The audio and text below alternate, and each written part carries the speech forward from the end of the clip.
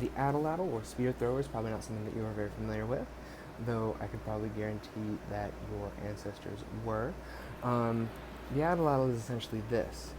It is a piece of wood or other material with a hook at the end, and the hook allows you to latch on a spear, and by casting it, you can get much greater propulsion that translates into impact on the target and distance capable.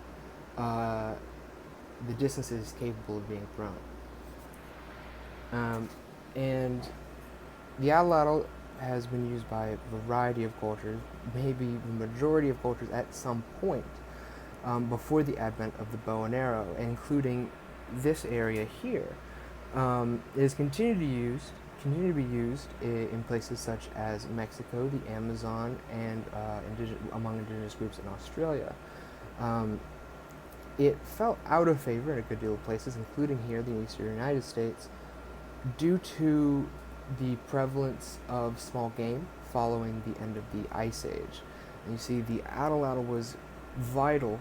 The force generated by the weapon was crucial to penetrating the thicker skins of what is known as Pleistocene megafauna, so essentially giant sloths or woolly mammoths or whatever you could imagine from the Ice Age movies.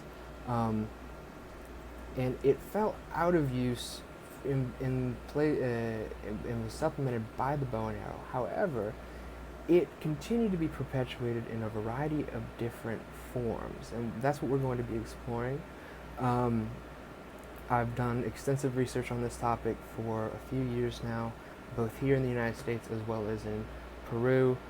And what we're going to be talking about is not exactly the evidence that we have for these connections, but rather a brief overview of a few of the connections that archaeologists are aware of between the atlatl and later forms that we see develop from it after its abandonment in favor of the bow and arrow.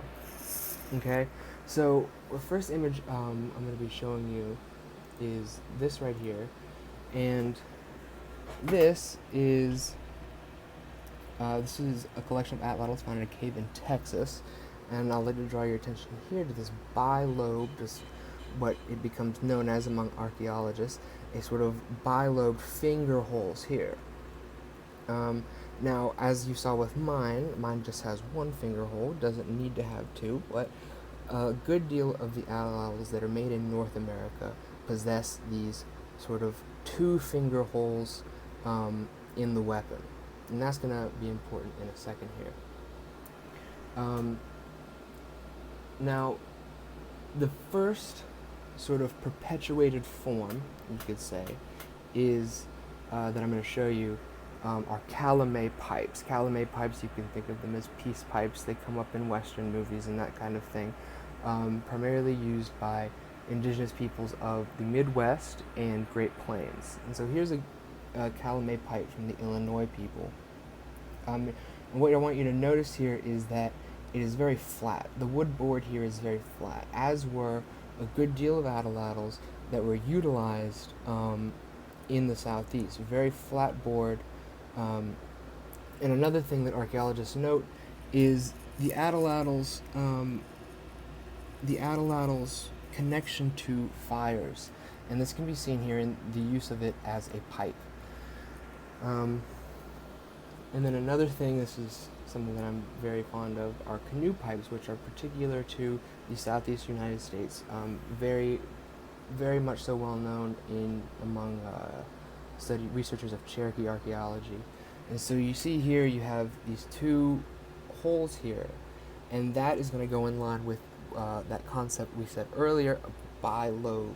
This is called a bilobe motif, and that's going to come up again with this. Now, I couldn't find very many high-res images. I've seen existing artifacts in a museum, but I could not find images of those artifacts. This is called creatively a gravy boat, named so by archaeologists. Gravy boats have a place in what is called fire ceremonialism, and essentially as you can see, it has a bilobe sort of thing here, in which the two handles are used to carry a fire into war. Now, we're also going to look at its iconographic importance. So here, you can see this is the Etowah Morning Star. It is a very, very important copper plate. So what you can see here, and unfortunately I cannot flip the camera, what you can see here is this bilobe motif appears again in the form of his headdress.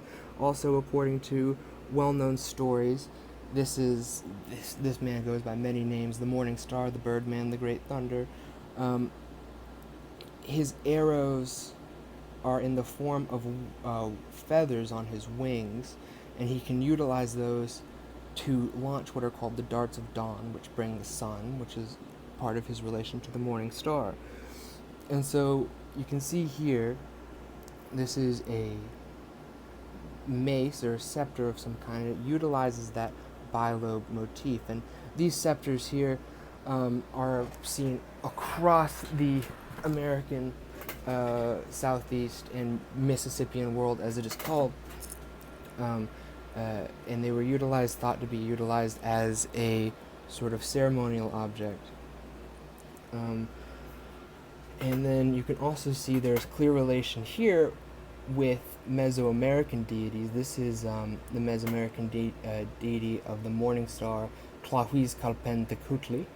You can see him here utilizing his atlatl to make a sacrifice, which will then replenish the fertility of the world. And then here you can see him clearly utilizing two finger holes for the bilobed arrow. That is very important in terms of understanding the cosmology of the atlatl in North America. And so, essentially, the atlatl, the research of it, allows us to not only understand the weapon itself, but understand how human tools, can be perpetuated. Not just in a strictly use sense, but in a sense of a use being extended. And also in the sense of tying together different sort of iconographic and cosmological ideas that we see across different cultures and across time. Because one of the most interesting things is the universality of this instrument, and also the universality of the different cosmological conceptions that are tied to it.